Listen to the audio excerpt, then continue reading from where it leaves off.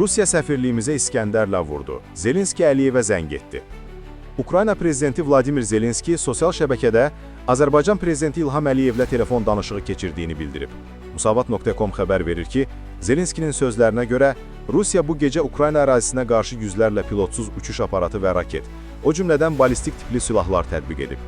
Hücumlar nəticəsində müxtəlif obyektlərə ziyan dəyib və həmin ziyanlar arasında Azərbaycanın Kiyevdəki səfirliyi də yer alıb.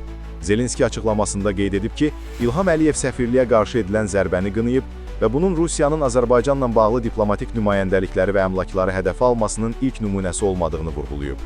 Ukrayna lideri bildirib, Cənab Prezident bu hücumu qətiyyətlə pislədi və xatırlatdı ki, Ruslar təkcə səfirliyə deyil, Azərbaycanın digər obyektlərinə də əvvəllər atəş açmışdılar. Telefon danışığında tərəflər həmçinin Azərbaycan-Ukrayna münasibətlərinə toxunublar. Zelenskinin sözlərinə görə, iki ölkə arasında siyasi, iqtisadi və təhlükəsizlik sahələrində əməkdaşlığın genişləndirilməsi istiqamətində bütün istiqamətlər üzrə yaşıl işıq mövcuddur.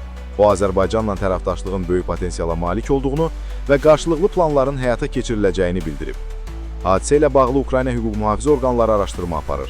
Azərbaycanın Kiyevdəki diplomatik nümayəndəliyində dəymiş ziyanın qiymətləndirilməsi davam etdirilir.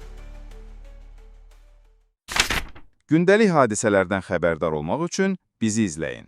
Söz altında yox, göz altıda qalın.